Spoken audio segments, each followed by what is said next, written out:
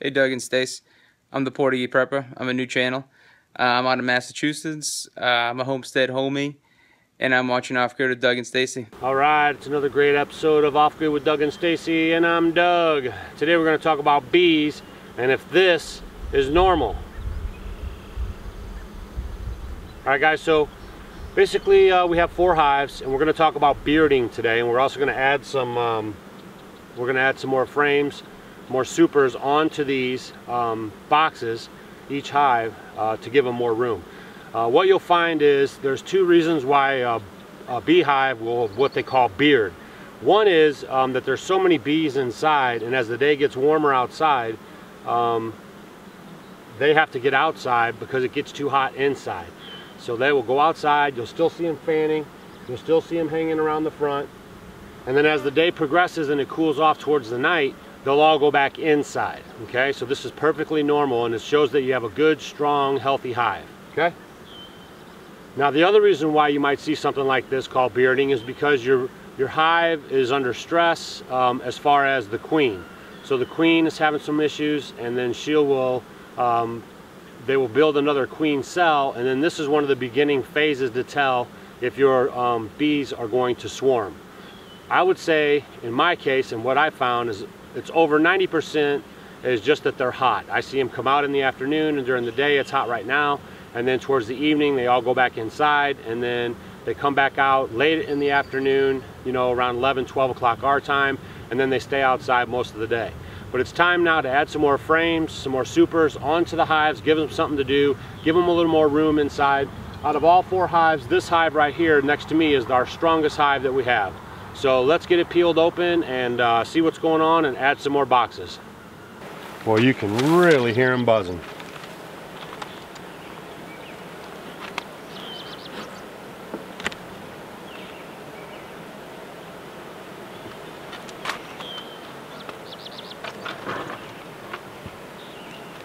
Yes, sir. This is a really strong hive.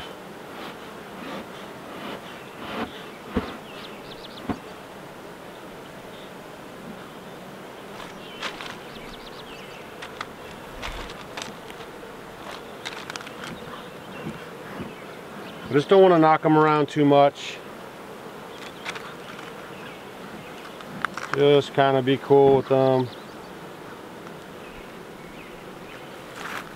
Let them know I'm not really here to bother them. We'll get this open and we'll put the next hive on. So far our super. So far we already have 2 supers on this hive, and then we'll be going on to the next box. So there'll be 3 supers on this hive right here, which is pretty normal for us. We normally get 3 supers on a hive, no problem. And some guys do harvesting twice a year. Sometimes I do, sometimes I don't. It just depends on what's going on. There's no right or wrong way to do that. I'm just trying not to pinch the bees, keep everything copacetic. A lot of bees, as you can see. Now when I put this super on, it was totally empty, and now they've built out the comb inside of here, which really looks good. So they're working on filling this up.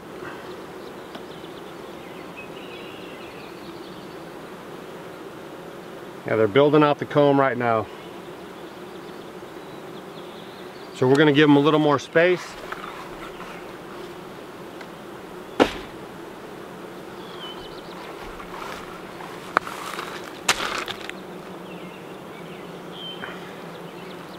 They'll really like this too, because there's comb in here from last year, and there's also a little bit of honey for them to work with, so they can actually take the honey off of the top, off of here, and move it down in there to build their frames and their comb and build up what they're trying to do in there.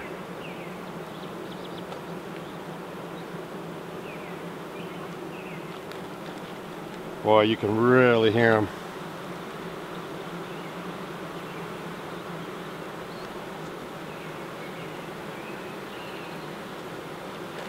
Now the reason why it's That's what you call fanning. They're fanning so much is because the hive is hot, because it's hot outside. So what they're doing is they're flapping their wings and causing the noise so they can cool off the inside of the hive.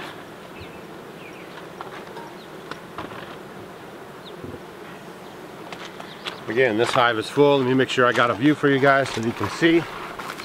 We're basically just going to work our way down the line, adding the super to all the hives.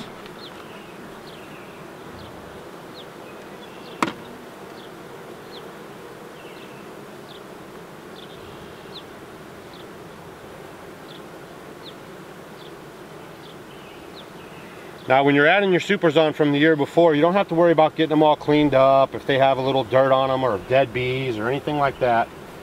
These bees are so particular that they will go in and they will clean everything. That's what they do. And they'll sterilize it and start making their honeycomb and their honey on it.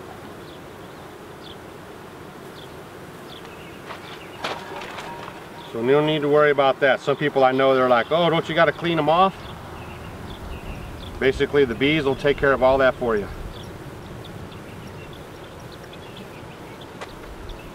Good. Now this one here, you can see that they have a little honeycomb on the top here of the frame. They're building out just fine.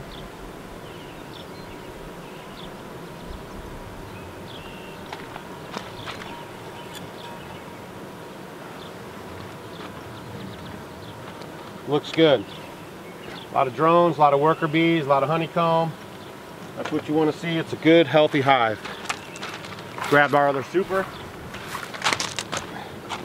And sometimes what I do is the ones that need a little more cleaning, as far as the frames go and what's inside, I try to give those to the stronger hive of the two. So that way they can really get to work on it. The ones that don't require as much work, I try to put those on the weaker hives. So I'm just trying to balance out the workload.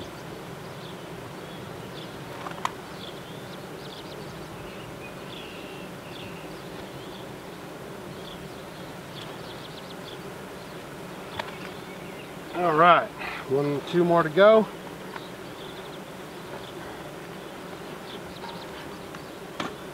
Let me bring you guys over here.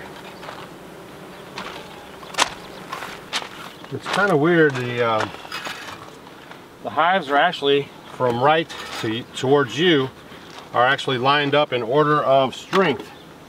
The very first hive is the strongest, and then they go all the way down to the weakest, which is just a coincidence, really. There's no particular reason for it. Again, they're doing really good in here. Everyone seems to be moving up the hives perfectly. Queen is laying a lot of eggs.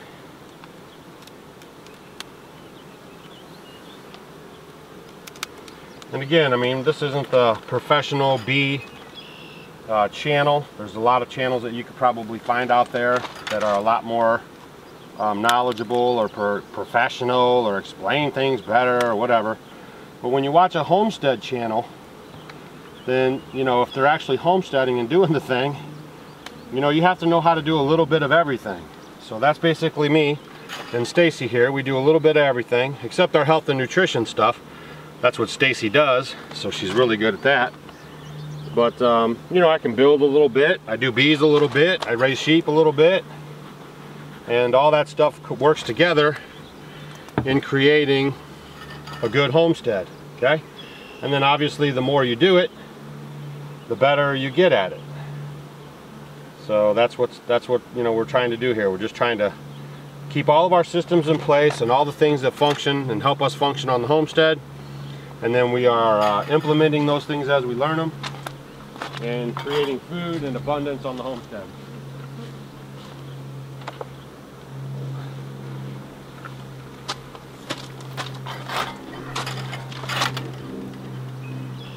All right, get another box on here.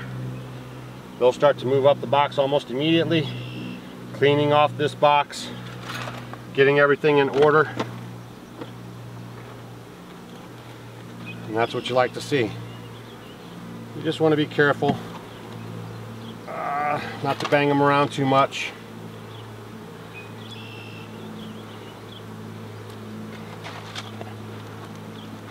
And we had some possible rain rolling through the area, which is much needed, but it just skipped around us, so I waited and waited until I finally just decided I'm just going to come out even if it was raining, and you know, until it rained, and then do my thing. But it never actually rained.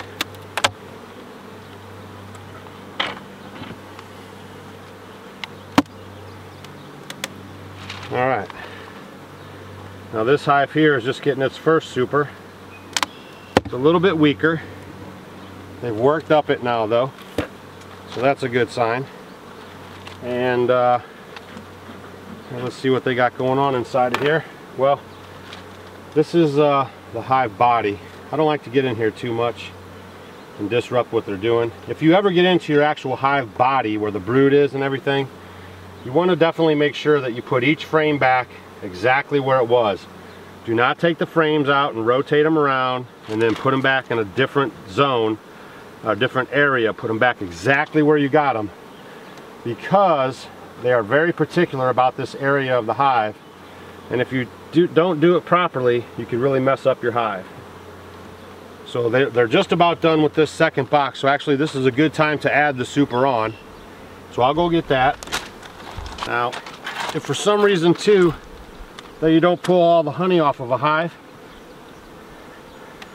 like last year we had the hive beetles really bad, so some of them I wasn't able to actually harvest the honey out of. I just left them in there. I did a treatment to them with wax, with moth, dust, and set them away for the winter time. I froze them first, and then that way that would help prevent any damage with them as far as a wax moth or anything like that. Froze them too to get rid of any of the hive beetles that might have been left behind. And so there is some honey on here and some comb, and they'll go in here and they'll clean all this up. Oops, got me talking. I almost messed up my order here. But they will they'll go in here, they'll clean up everything, and then start to recap and reform honey in those combs.